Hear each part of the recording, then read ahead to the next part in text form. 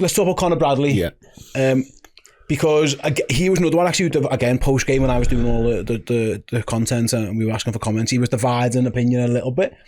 It actually felt sometimes like an old Trent Alexander-Arnold conversation of attacked really well, but his winger had the better of him a couple of times. And it did feel like if Leicester were going to get anything, it was probably going to be Mavididi up against Conor Bradley. And it did feel like there were a couple of times where Conor's... The thing that makes him great sometimes is his eagerness and his commitment, but actually sometimes he overcommits and he can get easily spun. So what did you make of Conor's overall game? I thought he was very up and down. I think they really target him first half. Everything is down that side, and I think Mavididi's a half decent player. He's all right. He might stay in the Premier League. Yeah, they haven't got many who people will want to buy, but he might be one of them. For a team that's maybe playing on the counter attack, he's maybe a good first sub for them. He's got a bit of pace about him.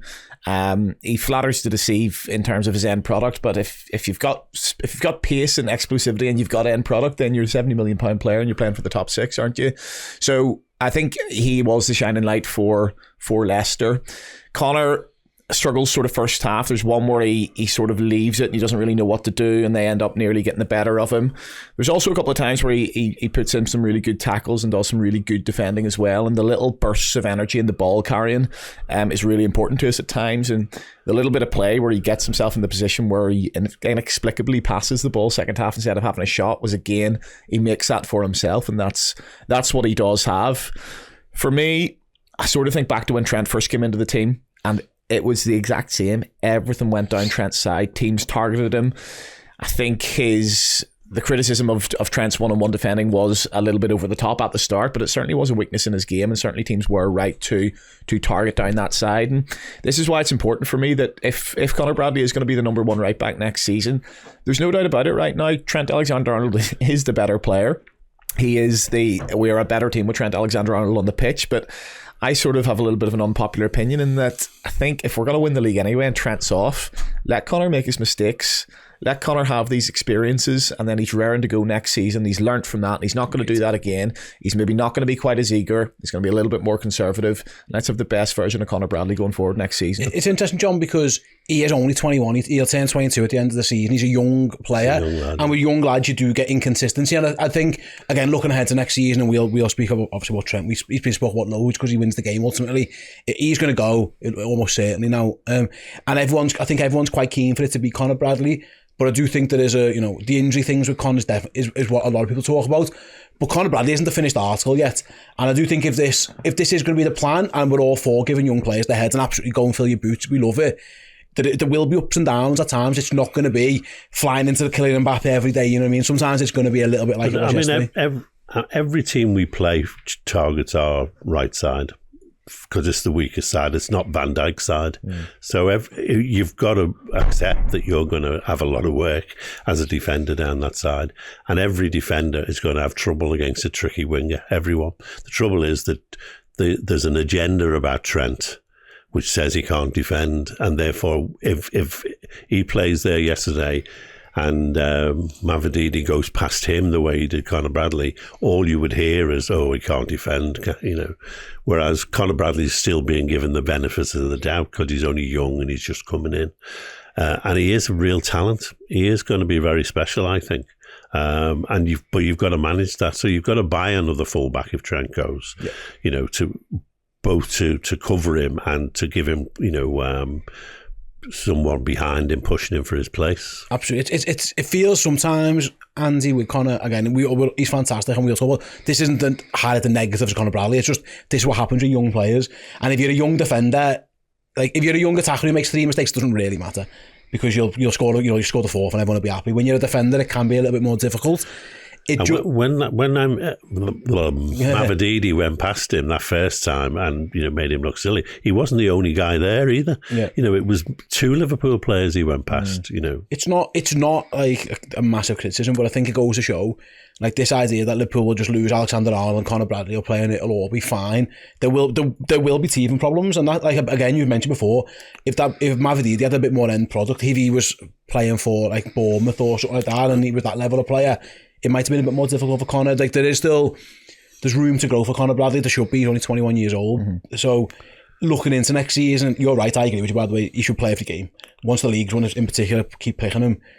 it is something that's probably the one side of his game where if he's being targeted, how does he react to it? That's something he's probably going to have to learn and develop. He gets booked a bit too often at the moment, doesn't he? Because he's impetuous. And I think it was from that free kick that they ended up scoring that stupid goal. Because, again, he pulls the guy back when he's past him, doesn't he? I'm just wondering how he goes about it. Because you're right, I think you go back to it. Keep picking him and let him learn these lessons now. Because next year when the games matter, quote unquote, there might be a bit more stakes on it, I suppose. Yeah, and I think it's going to be difficult for him to accept what the narrative's going to be around his performances, because you Trent Alexander-Arnold when he first came into the team, and to an extent even to this day, Trent Alexander-Arnold still has stinkers of performances for Liverpool where he's poor 1v1. The difference between Bradley and Alexander-Arnold is a Conor Bradley good game is just your right back having a good game, maybe offering a bit of energy going forward, maybe providing an assist. A couple of good tackles, easy in the eye. A Trent Alexander-Arnold good game can win the game for Liverpool, and I don't think a Conor Bradley good game at the minute wins the game for Liverpool, and that's because that's 99.9% of right backs who have ever lived. Having a good game doesn't win you the game. There's a marked difference in creativity when Trent's on the pitch. Our side desperately need that creativity, and you see it when he's not on the pitch. I suppose that from the attacking point of view, he is going to attack differently, Andy. I thought we saw a couple of times the benefits of having a Conor Bradley over a Trent, which is, again, there aren't many, but some of it is that he doesn't pass the ball 40 yards. He drives with the ball 30 yards or 20 yards. He plays a lovely ball through. I think it ends up with Cody Gakpo's that shot.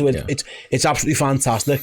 Conor Bradley's he's never going to do the big 40-yard switch over or the Hollywood passes that Trent can pull off. But he doesn't go wide either, does he? Like Trent. But I was going to say he likes cutting inside, making that dart. He almost like Andy Robbo does this sometimes. He has that like diagonal run towards the penalty area, and that did cause Leicester a few problems. Yeah, he's an underlapping fullback rather than an overlapping one most of the time. And when he does go out wide, it's more to stretch the play rather than he's ever going to get the ball in that situation.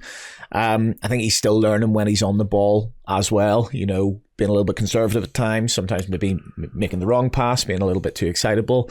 But those are all the lessons that he's going to learn. I think, going forward with him in the team, I can't see him ever being as good on the ball or having the creativity of Trent Alexander-Arnold. He's just not that player. It's impossible. Liverpool will need to replace that, but I don't think they need to replace it at right back. Your creativity does not have to come from your right back. It might be signing a midfielder who's a game changer. It might be signing another player somewhere else in the pitch in number 10, maybe with a bit better output than Szoboszlai, or Szoboszlai up in his game next season. Liverpool will need to replace the creativity, but we can't expect as fans it to come from whoever's playing right back or come from Conor Bradley.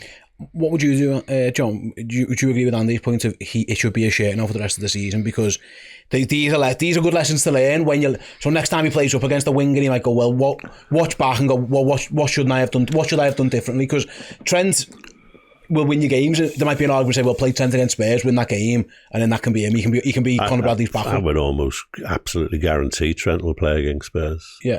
I understand that because the game needs winning, but if Liverpool win, I feel Conor Bradley needs these games. I do see the argument, but I mean, I'm one of these people who still think, well, maybe he'll stay. Oh, okay. Yeah, fair so, enough. Then that becomes a different conversation. Yeah. So, I mean, Conor Bradley will get chances between now and the end of the season. I don't think Slot is stupid enough to not see that he needs time on the pitch. Whether he plays every game, I can't really see Slot doing that. I think Slot will want to win every game between now and the end of the season. Yeah, he's got whereas when Klopp won it, we just decided that's it. We don't need to win anymore. Yeah, I think it depends on how much party time they go into. If it does feel like, though, Andy, to wrap up the Conor Bradley thing, the promise is there, and I think he's certainly good enough to play for Liverpool, and be the first choice. His injury record is a little bit of an issue.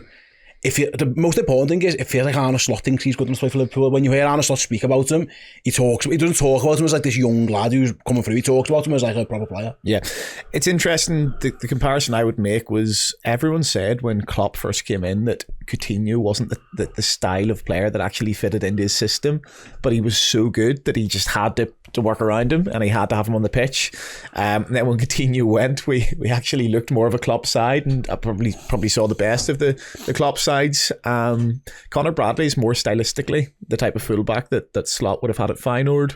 that he has there. But obviously Trent is so good and is by such a distance the better option on the pitch at the moment than Conor Bradley, that he has to be on the pitch, and he had to be on the pitch. So it'll be interesting to see if Trent does go and Bradley is sort of more out and out full back, and maybe signs of creativity elsewhere. Do we see more how Slot would ideally want to play if he could pick 11 perfect footballers himself? I'm not sure, but I think obviously that is sort of glass half full attitude, isn't it? And the reality is we're going to be losing see one of the who we best buy at fullback if Trent goes. Do you buy a starter to replace Do we Bradley? buy someone young and up and coming, or do we buy someone who's mature and who's reliable? Do you buy like another Timmercast to back up Conor Bradley, or do you buy someone who goes ahead to Conor Bradley?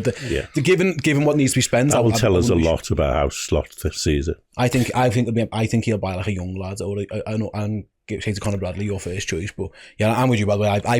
I'd play Trent against Spurs, get that game won or drew, whatever you need, and then I would be going to Conor Bradley.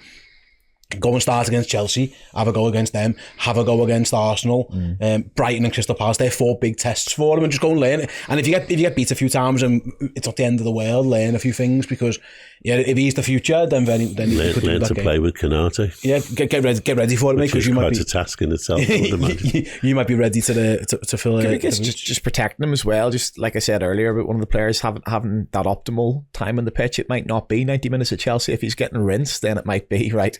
Come off 70 minutes, give Trent 20 here. Yep. Let's have a look at that video. Let's learn from that. It's like you said, mate, making mistakes in games what are meaningful but meaningless in the same way. I think that's probably a good plan.